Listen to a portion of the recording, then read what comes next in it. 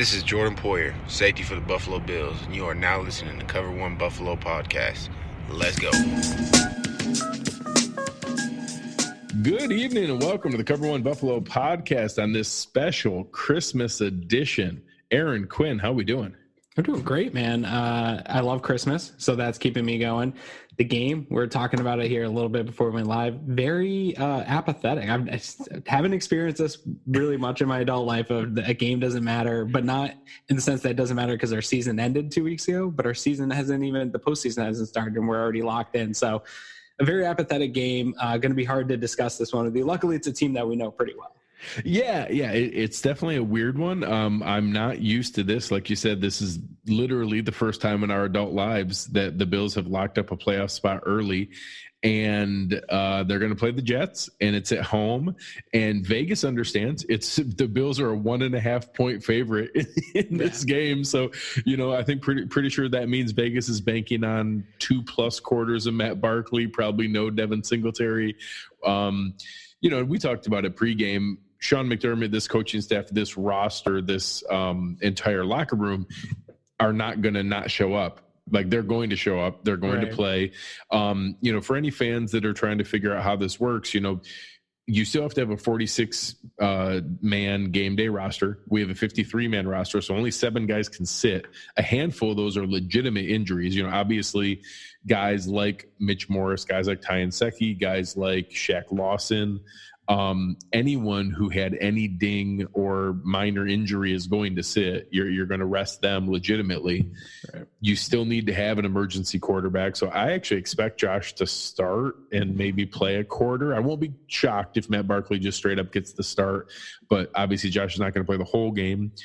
I think Singletary is a guy who could rest, but you can only sit so many guys. You need 30 guys to play the snaps of a game. You still need your special teamers to play. You still need enough wide receivers to run routes. Like, we're going to have NFL caliber guys on the field. Yeah, I would expect Singletary, actually. I think he'll get some touches. I think he's a young enough guy that they would like to keep going here throughout this week. There's cases to be made on both sides of this. Do you sit guys? Do you play guys? And there's obviously a higher risk of injury if you're playing, but there's a lot of people in the NFL world that think injuries are going to happen when they happen. Sitting them doesn't matter. That's why you see guys play longer in the preseason than maybe they should. Or there's that debate that time of year too. So I'm not sure that injuries are necessarily going to stop Sean McDermott. Some of your key players, I think of Josh Allen, you really want to keep from injury, but I think they want to keep younger guys going outside of Josh Allen. So I wouldn't be surprised to see some of your younger star players that everybody thinks should be resting. I think you'll see them getting some burn. And if you look at the Bills special teams on a lot of those kickoffs and stuff, even their special teams units are made up with starters. You see Jordan Poyer out there. You see Matt Milano out there on some of the coverage stuff. So these guys are going to get some snaps. It's just a matter of how do you control the snaps throughout the game and who do you decide to sit? Because like you said, you can really only have 7 not playing, but you have Josh Allen out there, man. He's 1 snap away from playing no matter what. Yeah, I mean, let's use the inactive list as a good example. So this past game, only 1 was inactive due to injury, Ty Nsekhe. Right. I expect that to be there again. So even if we say the other 6 find their way into the game, Dean Marlowe was 1. Let's say he plays and they give Micah Hyde a rest. Let's say Ike Botger plays and they give Quentin Spain or John Feliciano a rest. Duke Williams can play and you can let a John Brown get a veteran day. You can let Tommy Sweeney play and probably let Lee Smith sit because you probably want a little more reps for Croft. But even if it is Croft or Knox, you're still talking about 2 of the other 3 are still active. Vincent Taylor could play and you could let Starr sit. That's it. Everybody else is still active. So even then, if you flip around and say, okay, Darryl Johnson gets more reps than Jerry Hughes, there's no other defensive ends. So Shaq Lawson and Trent Murphy are still playing. Right. You don't have any other defensive tackles. So say Corey Lugitt plays more snaps.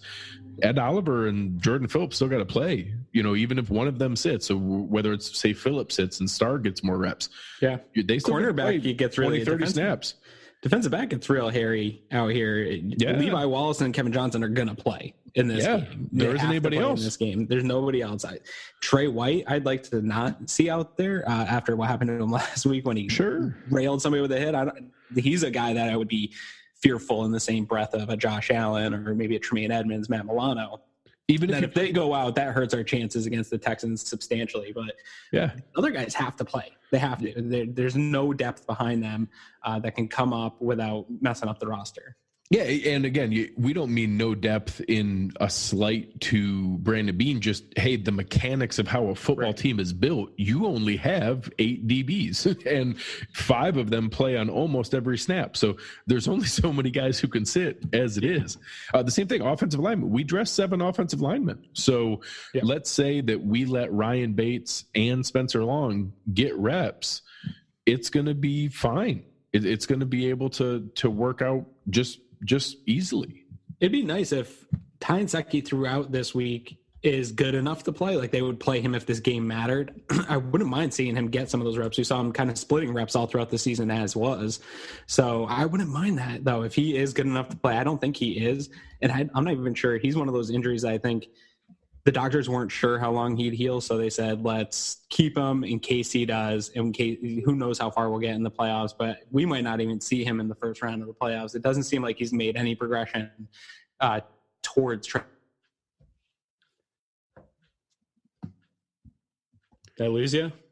No, I'm okay. Oh. It's going to be interesting to see some of the choices they make. And again, I think obviously, again, Vegas is kind of in on that. It's a 1.5 point spread, 37 point over under. I don't expect it to be a terribly highly regarded game. I think people are still going to watch. I actually kind of like the idea of a Matt Barkley, Duke Williams, TJ Yeldon team, sticking it to Adam Gase and the Jets in the last game of the season. Right. I do think there's something to the psyche of not wanting to come in on 2 losses, even if one of them doesn't count. I like the idea of coming back there, closing out the season on a win at home. And again, regardless of who's playing on the field, the players who are on the field are 100% focused and dedicated on winning. They are 100%, playing with a real game plan, trying to be able to address it, even if it's somewhat vanilla. We're not like whipping out, crazy trick plays and stuff like that. But, they're going to run a real offense. They're going to be focused on it. And our coaching staff is only going to try to win. Yeah, no, some people were knocking Leslie Frazier today for saying that he hadn't looked ahead. He's not looking ahead right now to the Texans for the game planning purposes. And people are saying they didn't believe him. I totally believe him. One, you have a staff that specializes in getting you ready week in and week out so that you can focus on the employee or the opponent at hand. And they are trying to win this game. They want to put these players in a position to succeed. They don't want these guys are going out there. It's their livelihood, and the coaches understand that. And guys are putting film out there that don't get a chance to. There's a lot of positivity baked into an opportunity like this not from a fan perspective, because it could be a really boring game and an ugly game, but from a coaching perspective, from a development standpoint, there's guys that haven't gotten a lot of snap percentages or snap counts in a real live NFL regular season football game that matters to the teams. It's all been in preseason and stuff like that. So this is good opportunity for some of these younger guys that are maybe if they don't play a ton or aren't a starter, they're going to get some snap time here. And that's a great opportunity to learn. So from that standpoint, there's a lot on the line for the players in the locker room. If they're called upon in the playoffs, they've got some recent playing experience, just their general development of getting playing time. Those things are huge for these guys. And from that point, I'm happy to see it, but yeah. And don't think for a minute that Sean McDermott's not preaching even to the guys, if it's going to be Matt Barkley, of what a win would mean and the kind of shit talking, I guess you could say, that they can do to a division rival. They want to beat this division rival no matter what. The coaching staff, the players, it's just at the end of the day, they're going to be realistic in how they manage it. Oh, absolutely. And again, I don't mind it from an evaluation standpoint. We have some choices to be made on, are Julian Stanford and Corey Thompson the depth that we need? Can either one of them step up to replace Lorenzo Alexander? Do we bring Ryan Bates back? Is Spencer Long a legitimate alternative to Quentin Spain if we don't re-sign him? There's guys that we have some decisions to make here that, hey, having a full game of real regular season NFL reps on tape is valuable and that we can utilize utilize that. So everything has a purpose and is able to be utilized for some level of competitive advantage, and I'm looking forward to seeing that, even if it's not the most competitive or most important game, and then we can kind of figure out where that falls the rest of the way. It'll be competitive, I think, from the Jets' standpoint, and that's what bothers me about this game, slightly concerns me about this game, is even if I think the Bills were fully healthy, the Jets' record isn't necessarily indicative how tough they could play us in a game that matters. They are pesky enough, and they have enough playmakers on both sides of the ball to be one of those teams that does upset you. I tweeted out earlier the amount of anxiety I would have had this week if this was a win and in week 17. This was it, because I do think it's a pesky team. Division games are really freaky. Teams their records don't matter as much when you're playing a division win. It's hard to play a team twice. So I'm glad all that's out of the way, because I do think the Jets are going to come out playing same thing on their side of the ball. We see it every year as Bills fans, that even though the season's over, there's guys doing the same thing, trying to put tape out there. They're trying to end the season on a win. They're trying to get things going there. And as much as there's dysfunction in New York, and Gase isn't a great coach, they're still professional athletes. They beat decent teams at points this year. They've walloped teams that we barely beat at points this year. So they've got something, and they can turn it on at any point. So this game is kind of annoying from that standpoint, that the Jets are just pesky enough that I think a lot of fans out there think if we can roll in there with Barkley and just beat them by multiple points, and I don't think that's going to be there. I think it's going to be a annoyingly close game. Well, and I think that because of the madness of Adam Gase and just us as Bills fans not liking the Jets, that I think we dismiss them as some garbage team, and that they're the same as the Bengals and the Redskins. Right. They have the same record as the Falcons, the Browns, the Broncos. They have a better record than the Cardinals and the Chargers and the Panthers. They're not a great team, but they're not trash. Like they've lost quite a few one-score, close games that if they hadn't have gotten off to such an ugly 0-4 start and 1-7, that I think we remember that part of the season versus the fact that, hey, they've actually won 4 of the last 6 and have actually, or 5 of the last 7, and have played pretty well here recently. So it's, they have some embarrassing losses. They gave the Bengals their first win of the season. They gave the Dolphins their first win of the season, but they've also come out here and wallop the Raiders, like you said, 34-3. That's a legit win. They beat the Steelers, pretty much the same score that we did. Right. They beat the Cowboys. They have they have some legitimate wins. So I agree. I'm glad this game doesn't matter and that we don't have to worry about it. But it is a game that I think is going to give them some legitimate tape on some guys here. I like that we get to be selective on who plays and who gets snaps, and that we can address that from that standpoint. So just speaking to that point real quickly here, the scenarios are pretty much narrowed down. We only have 2 options. The Bills are going to be playing at Houston or at Kansas City. It is Kansas City simply needs a win or a Houston loss to lock up the 3rd seed. They actually can move up to the 2nd seed if the Patriots were to lose to the Dolphins and the Chiefs were to win. So there's a couple fun things that way. If the Texans beat the Titans and the Chiefs win their game against the Chargers, they stay where they are and we go to Houston. So I think most likely scenarios are the Bills are going to go to Houston, but the Texans winning and the Chiefs losing to the Chargers isn't crazy. I mean, that is feasible. Right. So there is some drama to watch for, and we'll know that at the same time as the Bills game, because the Chargers and Chiefs go off at 1:00 as well. And then we'll get a chance to probably do some scouting and watch that Titans-Texans game to see who gets in from that standpoint, and be able to watch the Texans get ready. And I'm glad they're playing all their starters. Yeah, they have to play a full game, so we actually get some legitimate reps and get the advantage of maybe having an extra week's rest on the Titans. Yeah, and I do think the rest of the AFC probably is in the camp of wanting Houston to win. I don't think anyone wants the Titans getting into the playoffs. I think if the Titans get into playoffs, this rounds out one of the more competitive AFC postseasons I've seen in a long time, that I don't want to play against any of those teams right now. They all present big challenges that I don't want to deal with. I absolutely want to see the Titans make it, just to give the Chiefs a good match. I want the Chiefs to be able to, be tested, or to be able to go in and beat the Patriots. The Bills' path right now looks like it's going to be the Texans, and then if they win, they'd go to Baltimore, which obviously I think any team is going to struggle with. I think the Ravens are going to be favored in every game they play the rest of the way, and that they're there, but we'll cross that bridge when we get to it. I think that having the chance to look at something like that's exciting, and that at least we have something to look forward to from that standpoint. Yeah, and I want to touch on one kind of last thing before we wrap anything up. Is you had talked about the takeaways from a game like this, and I think one of the most fun things for me to take away from this is how does Sean McDermott handle this scenario where your team's in. He hasn't given his hand in the media. He's kind of saying he's still going through that process.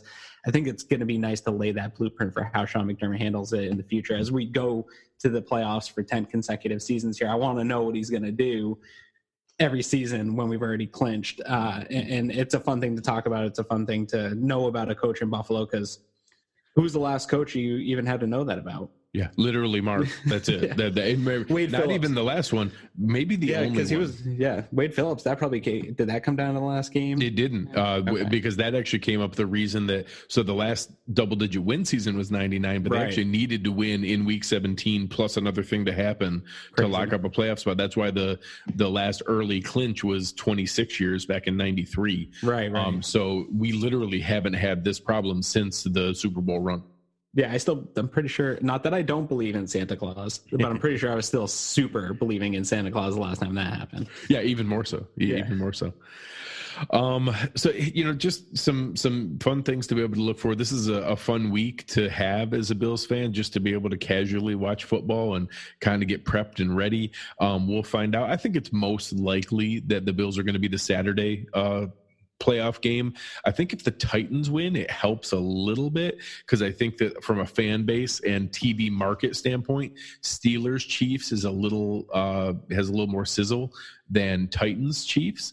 So if it's Titans Chiefs, I don't think it's crazy that they could put Bills Texans on the Sunday primetime slot for wildcard weekend, which would be pretty crazy. To be able to have that Sunday 4 p.m. window. I think it's most likely we're going to have the early slate on Saturday, but we'll find that out pretty quickly after these games wrap up. I think we'll probably know that Sunday night when this game's going to happen.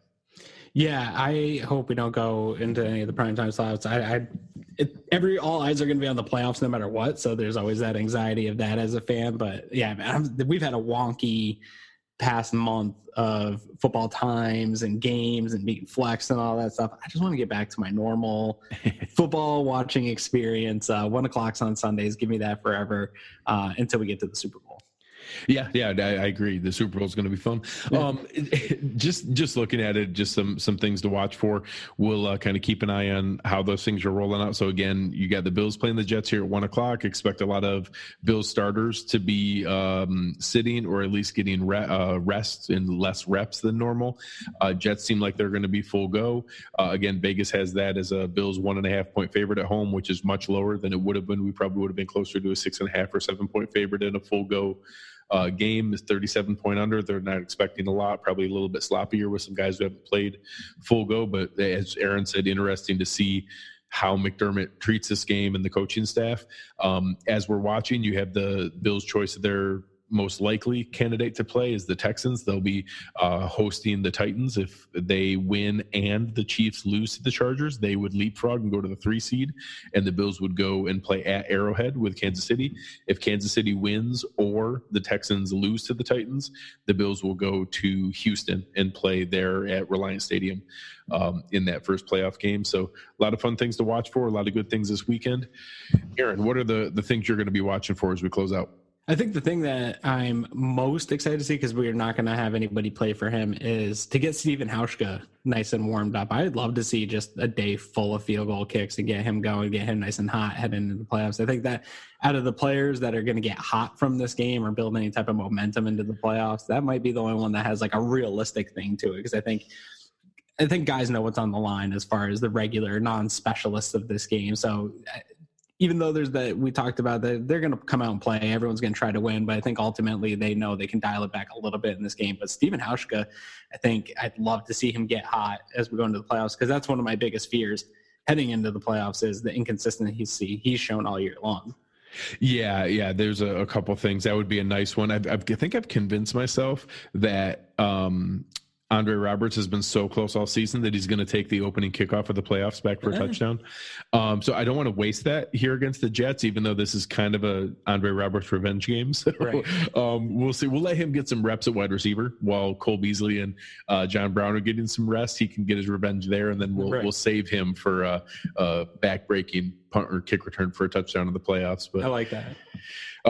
For everybody listening, shoot us some ideas for bets as we go through the weekend here. This will be a fun one to have some crazy bets. I don't think we know quite enough about the game and who's going to play yet to put any out there. Aaron and I are super close, so we'll be running this all the way through, hopefully 3 or 4 more games of the season. But I think I got them by 3 points right now. Yeah. So we need a final stretch here. We'll have a couple bets going into this week, and then obviously some good ones going into the playoff game as we get things wrapped up. So shoot those over to us in the premium Slack channel or in the on our Twitter feeds. Speaking of which, where can the people find you? You can find me throwing haymakers at anyone that wants to come at Josh Today Allen. Was so entertaining. Oh my God. I over at Aaron Quinn 716 defending Josh Allen as a QB you can win with that has a lot of flaws. That's my defense, and I will fight that to the death. I'm dying on that hill. I love it. You were fighting the good fight today and doing us all proud. I was scrolling through it while I was pressing buttons on the slot machine at the casino today, and it was very entertaining. Good. I'm glad I entertained somebody. You guys can come find me at Greg Thompson, GregTompsett, having a good time, enjoying myself, getting into some weird debates with other teams' fans, as I call the Patriots cheaters. But it's been an entertaining day myself. So come on over, have some fun with us. If you have a chance, check us out at cover1.net. A lot of good things going on over there. Check out the premium subscription. Eric's running an awesome special right now, $10 for the whole year. It's literally like 2.7 cents a day.